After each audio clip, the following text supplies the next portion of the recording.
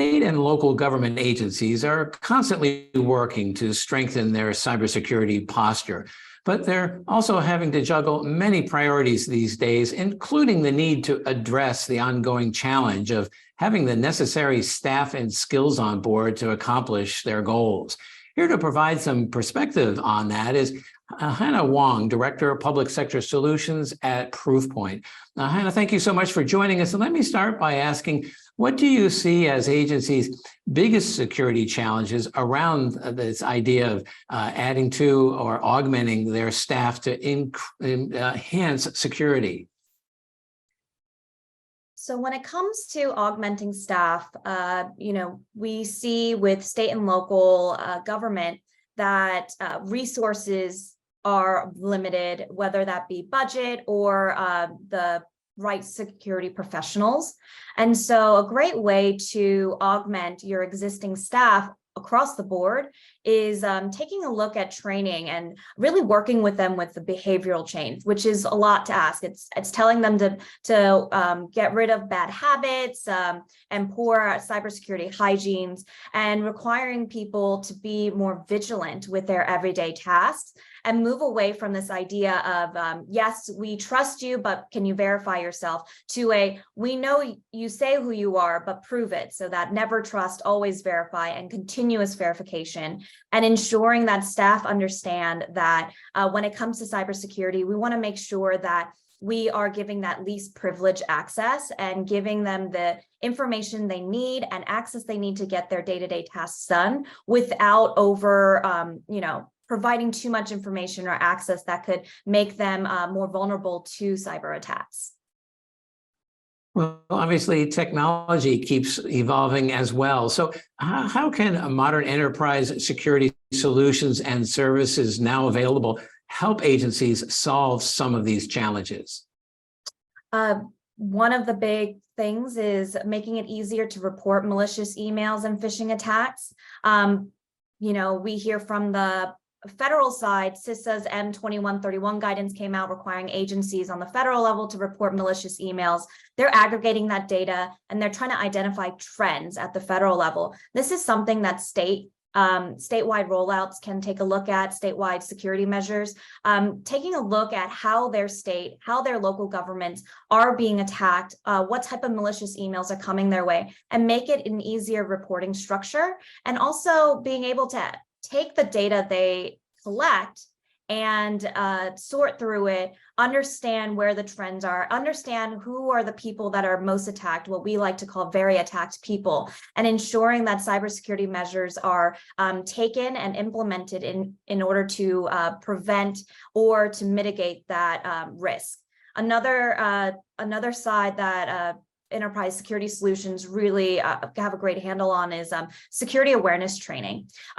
Taking just, let's say, the foundation of security training, and then taken to that next level of tailoring it based on the job function of very attacked people. For example, an HR personnel are more than likely to click on document attachments or on external links as they work with whether they're recruiting or whether they're working with existing employees and their personal details.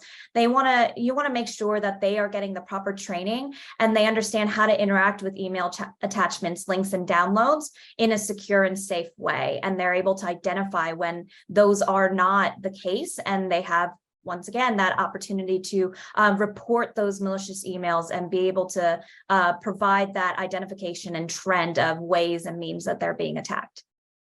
That's a great point. Well, shifting gears just a little, how do you see the impact of the Infrastructure Investment and Jobs Act and other federal cybersecurity measures helping state and local agencies these days to strengthen their cybersecurity posture? Well, we are heading into year 2 of the state and local cybersecurity grant program, and that's a step in the right direction. We're also seeing guidance from CISA on the best practices for that funding, building a cybersecurity plan. But something to keep in mind is that as funding gets distributed, states need to be mindful that not just where they're investing the budget, but also being vigilant of the potential increase in supply chain attacks. We're going to see probably similar to CARES funding years, where there are fraudulent invoices that look just like the technology partners or business partners that state and local government currently work with.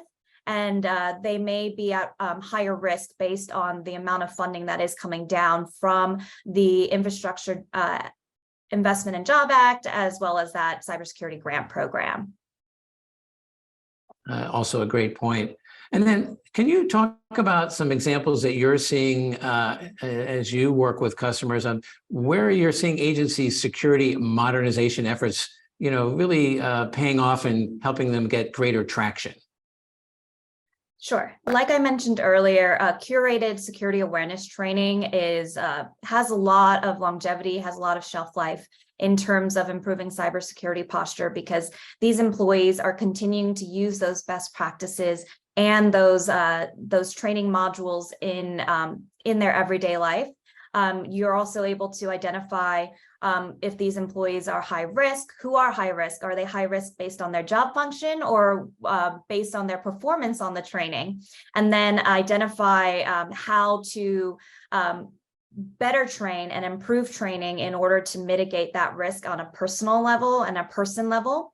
And then we have been seeing success with our email fraud defense solutions, making sure that you have a solution that is blocking emails and minimizing the false positives when it comes to blocking. So you want to make sure that employees are getting the emails and the communication they need in order to do their job function. And when you have email fraud defense, you're not implementing a solution that has an increase of false positive, which means that employees are not getting that communication they need in order to continue with their day-to-day mission.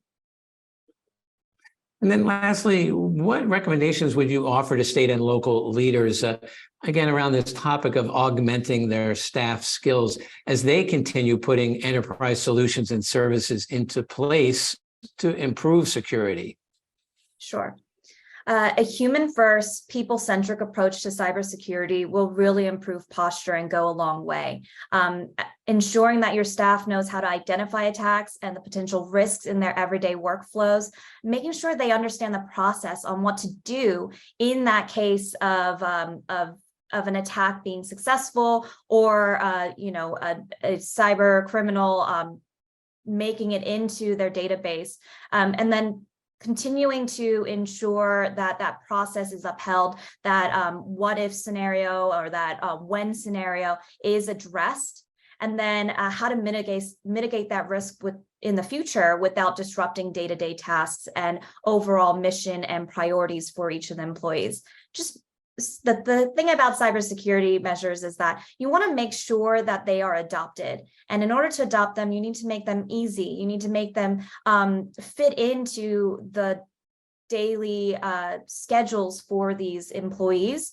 And that's going to be the best way to ensure that cybersecurity does improve, because the cybersecurity posture of any organization is as strong as their weakest or most vulnerable employee. And so bearing that in mind, that'll really help cultivate a stronger cybersecurity plan and posture for state and local agencies. Well, Hanna Wong, thank you so much for taking a few minutes to join us and share some of your insights on ways to really help state and local agencies enhance their security posture. So thank you for being with us. Thank you so much for having me, Wyatt.